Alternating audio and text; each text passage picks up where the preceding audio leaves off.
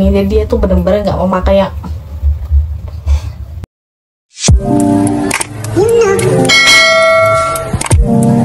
Hai bun, welcome YouTube channel. Jadi hari ini aku akan membahas tentang anak GTM ya bun. Ini adalah pengalaman pribadi aku yang mungkin aja bisa menjadi jalan keluar buat bunda-bunda yang sekarang anaknya mengalami GTM. Bahkan dulu anak aku itu GTM parah banget bun. Jadi aku udah konsultasi dengan DSA dan pasti selalu disarankan untuk sufornya dikurangi atau jangan terlalu dikasih sufor. Dampaknya jika anakku itu tuh anak yang tipikal yang dia hanya mau susu formula aja, jadi dia itu bener-bener gak mau makan. Ketika susu formulanya gak aku kasih, dia juga akan terus merengek, bahkan dia kuat nahan lapar selama 1 hari demi bisa dikasih sufor.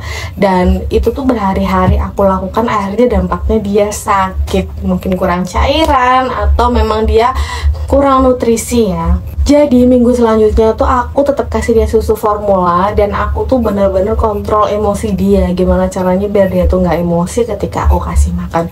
Bun, beneran dulu tuh dia tuh GTM parah banget. Nih video waktu dia masih kecil ya. Ini dia waktu kecil ya. Ada lagi video yang dia udah besar, tapi karena videonya aku cari-cari udah ketimbun terlalu lama ya di laptop, jadi aku lupalah naruh foldernya itu di mana, fotonya, videonya itu di mana. Jadi ini waktu dia kecil ya, sama persis kayak gini. Jadi dia tuh bener-bener nggak mau makan yang gitu. Ya ampun, stres banget ya. Kalau udah ngerasain jadi ibu gimana, apalagi anak itu GTM itu kita bener-bener stres, berat badan tuh gampang banget turun. Setiap aku konsultasi pasti sarannya hanya kurangin susu, kurangin sufornya, bla bla bla gitu. Dan aku kan bingung ya, jadi aku searching di Google, aku tanya Mbak Google juga sama jawabannya. Kemudian aku dinasihatin salah satu dari teman aku yang kuliah dulu bahwa anaknya juga seperti itu, dan dia itu kayak rangsang motoriknya, ajak dia jalan-jalan, kasih dia mainan-mainan yang memang bisa merangsang motoriknya. Dan itu tuh aku kayak, emang bisa ya? Jadi aku tuh masih bingung, dan itu tuh nggak aku lakukan, bodohnya aku. Sampai suatu hari aku juga ketemu sama teman kerja aku. Beliau adalah kepala ruangan aku, dan beliau menyarankan yang disarankan beliau adalah sama seperti yang disarankan teman aku sebelumnya, yaitu merangsang motoriknya dia, seperti ngasih main-mainan dia seperti pasir-pasiran. Jadi biarkan dia bermain pasir-pasiran, karena anak aku itu tipe anak yang jijian, dia tuh nggak mau main pasir-pasiran. Jangankan itu ya, kalau keluar aja dia harus pakai sandal karena dia nggak mau kakinya tuh injek-injek yang menurut dia kotor gitu ya. Terus akhirnya aku belikan dia pasir kinetik yang memang bisa dimainkan di dalam rumah. Tapi gini ya bun, untuk merangsang motoriknya itu kita nggak bisa sehari itu dia harus main pasir, dia harus main rumput atau main-main yang lain, nggak bisa ya. Jadi kita harus kasih jeda waktu dia minimal 5 hari lah, maksimal 1 minggu. Jadi selama 1 minggu itu ya udah dia biar fokus mainan pasir-pasiran dulu sampai dia benar-benar bosen. Terus minggu kedua bisa diajak dia untuk main rumput-rumputan, lari-larian di atas rumput atau di atas batu-batu kerikil yang kecil. Terus minggu berikutnya kasih dia mainan mie-mian. Jadi kalau aku dulu tuh kayak mie biasa, itu bukan mie sedap ya, kayak mie rimba yang banyak itu di direbus terus dikasih warna-warna. Jadi dia kan suka, dia kasih aja warna makanan. Kan ada ya bun yang warna makanan merah, kuning, hijau gitu. Nanti dia suka, dia akan pegang-pegang, dia akan tahu warnanya. Pokoknya intinya tekstur, dia harus mengerti itu teksturnya seperti apa. Terus selanjutnya itu adalah biji selasi yang dikasih warna-warni. Jadi biji selasi ditaruh aja di dalam mangkok terus dikasih warna-warni. Itu dia suka banget, nanti dia akan pegang-pegang gitu. Terus selanjutnya ada agar-agar, sama juga dia akan memegang-megang, jadi dia harus tahu teksturnya dulu.